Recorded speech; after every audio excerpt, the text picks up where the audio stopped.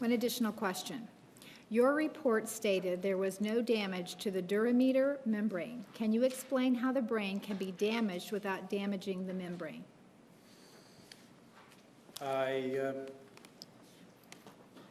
me review my report.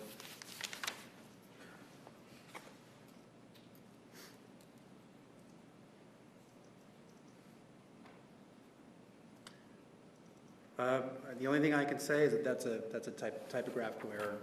That's part of our usual protocol with the report. So clearly the durameter had to have been perforated. So that would be a typographical error in my report. All right. Any other questions from the jury? Follow up, Mr. Martinez. With regard to that issue of the perforation of that particular part of the anatomy, so as you look at it, and your recollection based on what you saw, was there that perforation? Yes, there would have to have been, yes. I'm sorry, I didn't hear you. There would have to have been, yes. When you say there would have to have been, why is that?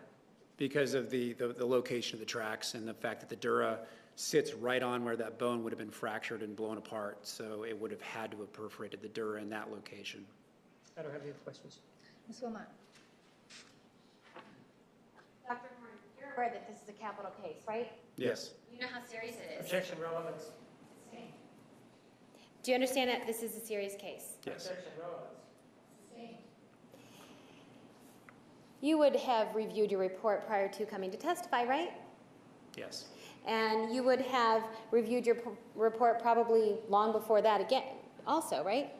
Yes, before testimony. And you were interviewed in this case by defense counsel, weren't you? Yes. And wouldn't you have reviewed your report prior to being interviewed by defense counsel? Usually, yes. And in all those times that you were reviewing your reports, you never found any error with regard to the durameter, did you? I did not note that until just now. Okay, and in fact, did I not just ask you 5 minutes ago if the rest of your report was correct, right? To the best of my knowledge, it was, yes. And you answered yes. Yes. But in fact, now you're telling us in order to fit with the idea that this bullet had to have passed through the brain, you're telling us that your report's incorrect now. Is that right?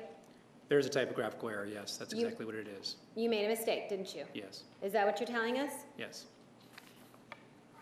And you're sure that the mistake isn't the fact that the bullet just didn't go through the brain? It had to have injured the brain, yes. So then you're just wrong in your report and it's incorrect? It's a typographical error, yes. Nothing further. All right, any other questions? Thank you, Dr. Horn. You may step down. The state may call its next witness. State calls Jill Hayes.